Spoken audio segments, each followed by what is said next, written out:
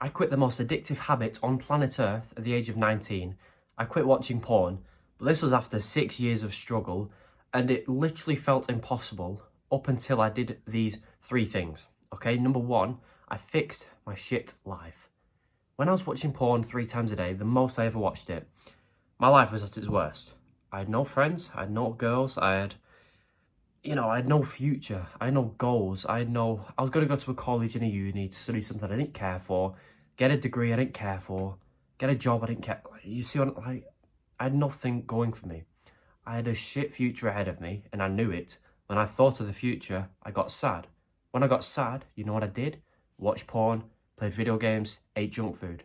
Point is, when we're sad, when we're lonely, when we're depressed, we watch porn, okay?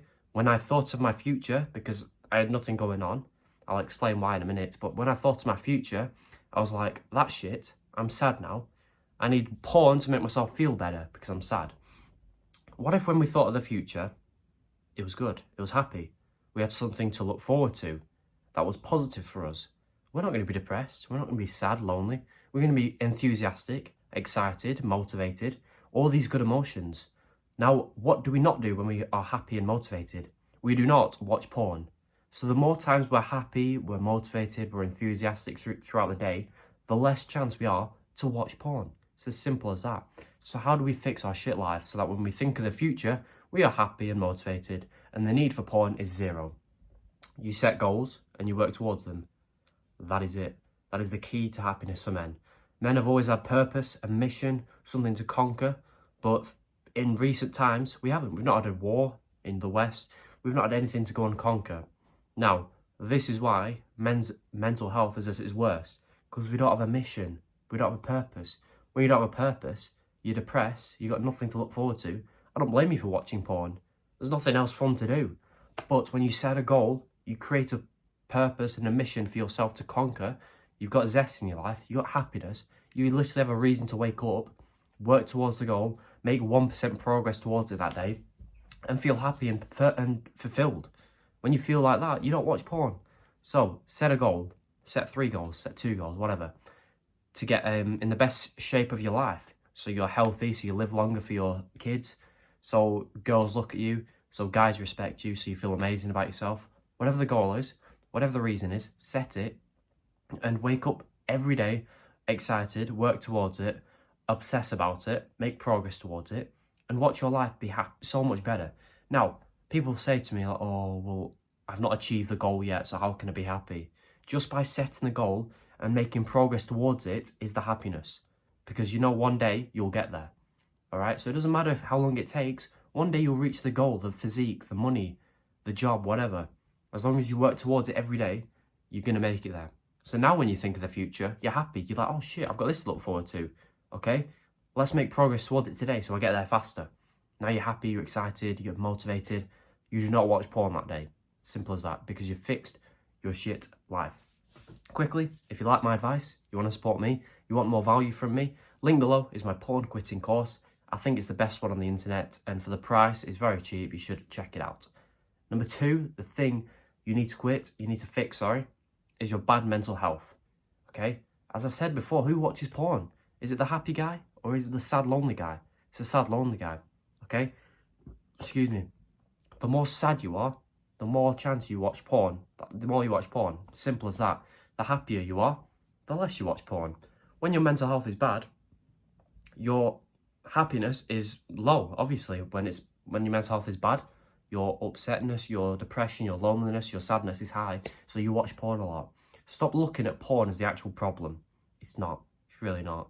The actual problem is your bad mental health. This is the problem right here. And the small bit off the side is porn, video games, junk food. Why? Because when you've got bad mental health and you try and fix porn, it doesn't happen. It feels so hard because you're always sad and you're just trying to use your David Goggins discipline, which runs out eventually, okay? Fix the mental health, and not only does porn disappear, but all the symptoms disappear. It's not just one symptom that goes. The porn goes, the video games, the binge eating, all these bad symptoms disappear, right? If you had an illness, your arm was hurting, you had a sniffly nose, I don't know, you had a headache, and you took a pill to make yourself feel better, imagine if just your headache went. you still got other symptoms. You'd be like, well, that don't fucking work, right? Because the pill gets rid of all the symptoms, not just one or two, it gets rid of all of them. So get rid of the bad mental health and all the symptoms go away, okay? So how do we fix our mental health? 2 things. It's going to take you 2 weeks and your mental health will double. The thing number 1 is gratitude journaling. Write down each day on a piece of paper one thing you're grateful for. 1 word, 1 sentence, whatever. Don't be a pussy, no one's going to find it. Write down one thing you're grateful for, because you always look at people's lives of, you know, things they have and we don't have. On Instagram, oh, he has a car, he has girls, he has this, he has that. Makes us sad. Why don't we think about what we have that millions don't? You know how many millions of people would kill for your life? They would literally do anything to switch lives with you. Like, you can understand English, you're safe, you're healthy, you've got arms and legs, right? So the next time you think, oh, there's nothing to be grateful for, I'm not rich, look down, have you got arms and legs? Can you speak? Can you hear? Can you eat? Like, there's so many things to be grateful for. Write it down. And when you're grateful, it's impossible to be anxious, okay? When you're not anxious, you don't watch porn because you don't need it, okay? Second thing for your mental health, meditation. Do it for 30 seconds a day, a minute, however long for the next 2 weeks. All you do, you breathe in, you breathe out, and you focus as much as you can on the breath, okay? Now, throughout this, you're going to get a random thought about, I don't know, a girl, some guy, something you've got to do later. Don't get annoyed at yourself, that's completely normal. When you recognize you get a different thought, bring your attention back to the breath, that's how you meditate. This forces you to be in the present moment with 0 thoughts in your mind. When there's 0 thoughts in your mind, there's no anxiety, there's no depression, there's none of these bullshit thoughts, overthinking. There's nothing in your mind, so you can't be anxious or depressed. You're not thinking about the past or the future, you're thinking about now and only now. And throughout the day, you're just going to be more mindful, more present. And when you're more mindful and present, you might be talking to a girl and you'll be like, your past version of yourself will be like, oh, does she like me? Do I look weird? When you meditate, you're like, you don't care. So you talk to her presently, so there's no thoughts in your head. So you're speaking like a normal human being. So she likes you more, okay? This works in so many areas of life. Meditate to be more present so you're less anxious and overthinking. When you're less anxious and overthinking, you don't watch porn. Finally, one more thing you need to do is change your identity, okay? 1 minute. Change your identity, okay? Currently, if you ask your brain to describe yourself about porn, it would say, yep, I'm watching porn, I'm addicted to it, but I'm trying to quit, but it's really hard. I'm trying, it feels really, like, you'd be saying all this, like, I'm trying to quit, okay? That's your identity. Why don't you change your identity to someone who's already quit porn, who has no porn addiction, who has no issue with porn, who finds it boring and weird, which it is. Even though it's not true, you're still watching porn, you're still addicted. Convince your mind that you're not addicted.